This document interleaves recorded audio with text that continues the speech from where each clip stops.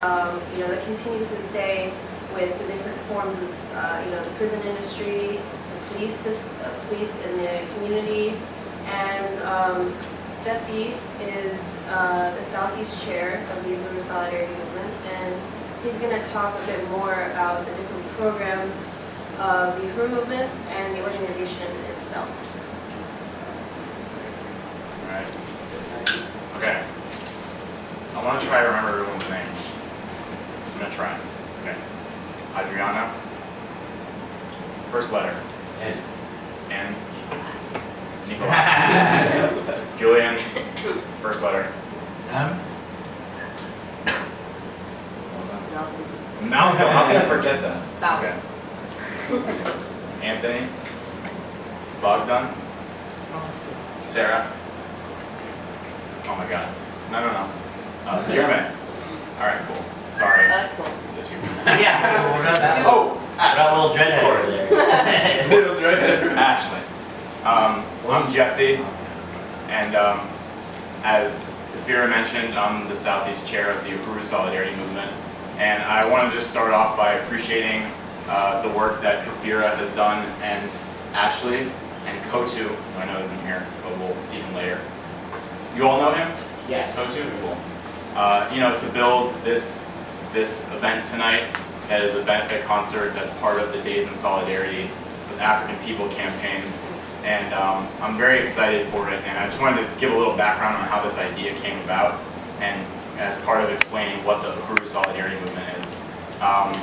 The Uhuru Solidarity Movement works under the leadership of the African People's Socialist Party, which is an organization led by African people or the black community internationally, including inside this country, struggling for self-determination, economic development, and social justice in their communities, and putting an end to the ongoing conditions of slavery and national oppression that black people face in this country and all over the world, such as the fact that every 28 hours an African person gets gunned down by the police in this country, including in Miami quite a bit.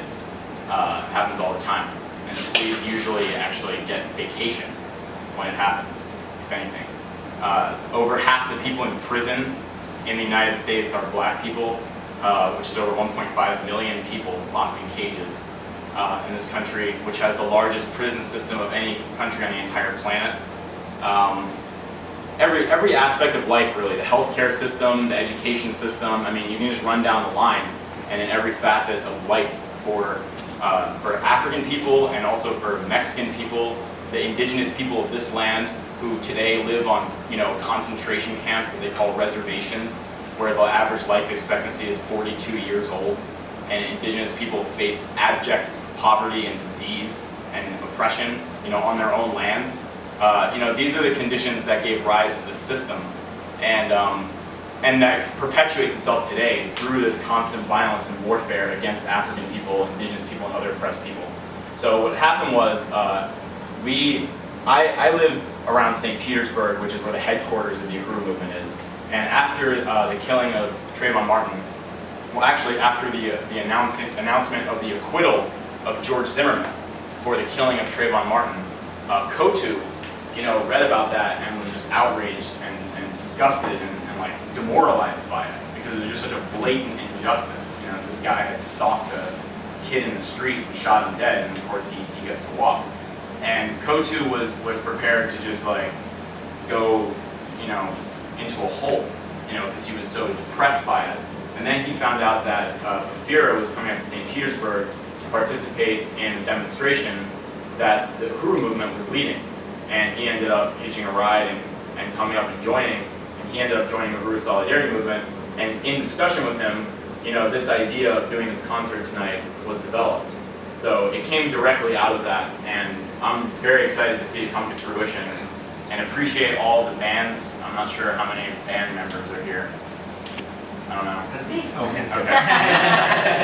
Okay. All of you for putting your talent towards a really good cause, because this event is happening as part of the Days in Solidarity with African People campaign, which is really about raising money and resources, human and material resources, to go towards the programs of the Uhuru movement, which are concrete programs led by the Black community itself, to take back control of their communities and their lives, so that there won't be another Trayvon Martin or another Oscar Grant or another DeCarlo Moore who was killed by the police in Miami. These conditions will end. And the campaign ends on October 24th with this event in St. Pete. I don't know if anybody can come up for it, but it's going to be a special event where Omali Yeshitela, who's the founder of the Uhuru movement, that was a leader, first in the civil rights movement, which then evolved into the Black Power movement in the 60s. He's going to be speaking there, and he's an incredible speaker. And Penny Hess, who wrote Overturning the Culture of Violence, and is the chair of the African People's Solidarity Committee. She'll also be speaking. So this event is happening on Saturday. There's an event in Gainesville. Tonight, at the same time, there's going to be an event in San Diego, California. There was one in Oakland on Sunday. There's going to be an event in Philadelphia.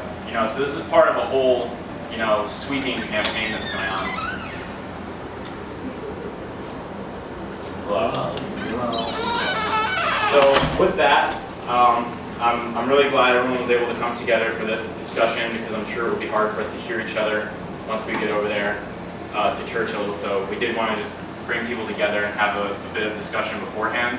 And also, as much as I like remembering names, I would like to pass this around so you can sign up, so we can be in touch with you ongoing. So Kafira can be in touch with all of you and keep you, informed about other kinds of events like this that we want to do in the future. And finally, I encourage each and every one of you to join the Uhuru Solidarity Movement, which is part of, it goes towards the fundraising goal of this event, which has a goal to raise $500. And I'll also show you guys what the money goes towards, because it's actually not charity. In fact, we're against the idea of charity, because charity is like, oh, we're going to steal all your shit and then give a little bit back and be like, oh, okay, this is so you don't die off completely. Whereas this is about solidarity with African people and reparations for 500 years of slavery and colonialism that continues today. So this will show you what the programs actually are that the money goes towards. And by joining, if you have a busy schedule, you don't have time to come out to a meeting, that's up to you. Obviously, we want people to be active, but if you can't, that's not a precondition to not join. Just by joining that, you're taking a concrete stand in solidarity with African people, and linking yourself up with an international network of people that, like you, are outraged and disgusted by these conditions that go on every day and want to be part of the struggle of change. So if you're a student, the membership is a one-time $10 fee, and we send you a membership card, a membership packet, and keep you in the loop. It would mainly be Kafira as the organizer here, keeping you in the loop about stuff going on. And for non-students, it's $25. And even if you don't want to join, obviously, donations are welcome to go towards the goal. So I'll just pass this around so you can check it out. And that's all I got. I'm very open to answering any questions people have, and just appreciate everybody for coming here and being part of this.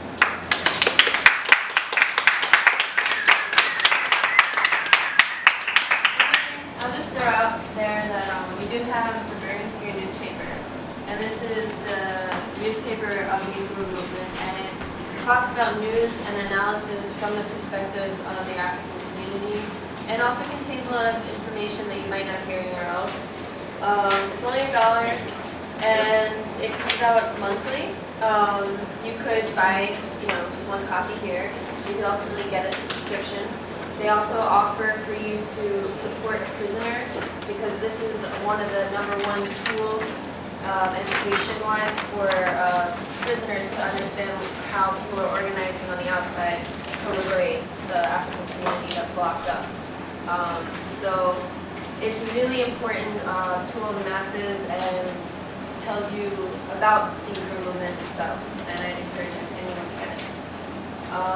So yeah, we can open up the floor for discussion, questions, if anyone has any questions. Has anyone heard of the Uhuru movement before this, perhaps? I did. I know I'm super late. I just got off work, but I mean, like, I hadn't heard of it beforehand, but of course, after I saw the flyer and heard about it, I researched everything. And sorry that I'm late. I just got off work, but you normally, Jazz, can you just chill? Stop growling at me for fuck's sake. Yes, growling. Dude, it's because I Across the stuck, room. it's because I licked her face and she's like, I don't understand. She will get I all the just- time. Just want to say I'm super supportive and I'm glad that like this is actually happening in our community. Yeah. So.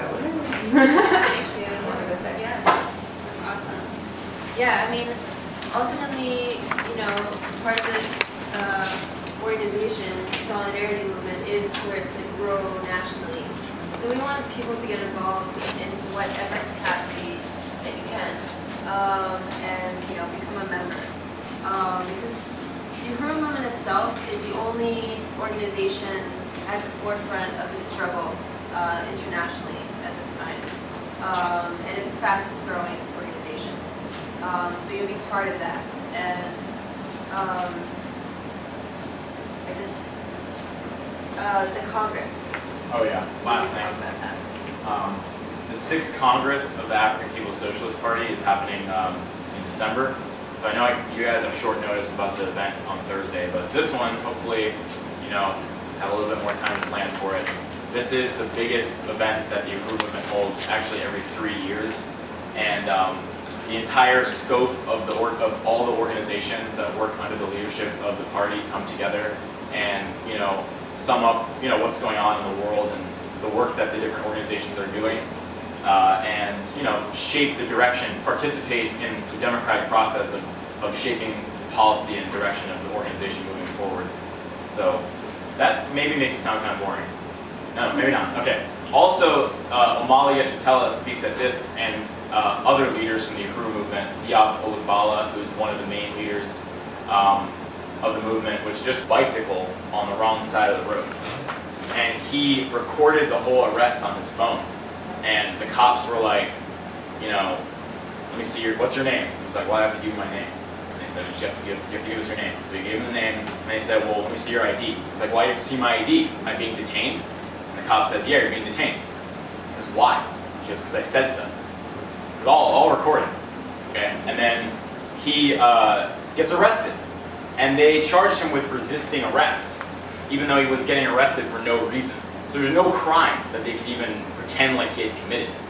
And he was put in a jail cell, and then that night, by the time he got to the jail cell, there were phone calls coming in because we found out, and the movement sparked an emergency calling campaign. People called in from all over the world. You know, they were getting calls from like South St. Pete to like West Africa. Holy shit. So they got freaked out, and they realized that it would actually be more trouble for them to hold him than to let him go. So they let him go. But that's just an example. One, because they didn't even know who he was. So it wasn't even about him being a political leader. It was just like a black guy on a bicycle. So they arrested him. It just shows the conditions faced by, you know, oppressed people in this country, and it also shows the power of organization, you know, in Because responding. asking questions is resisting. Right, exactly. That's how it is for everywhere. Right. Yeah. I mean, I want to add to that in like terms of this social system we're talking about. I mean, look at what happened recently with the so-called government shutdown and how that, I mean, that in itself was ridiculous, but that did affect people who are on food stamps, like a great significant population in this country. And that was, the government shutdown did not acknowledge that. And you know, the government shutdown itself is a symbol, is like significant that it's in crisis, because this whole social system is in a state of crisis because oppressed people across the world are resisting the system of imperialism that's happened for hundreds of years and saying you can't take our shit anymore and like feed your people, feed this country, and while the people are starving. The majority of the world's people live off of less than $10 a day, which is, you know, we can't really fathom the scope of that. And the only way that that social system will ultimately be overturned is through working under the leadership of African and oppressed people who have the answers to overturning that system.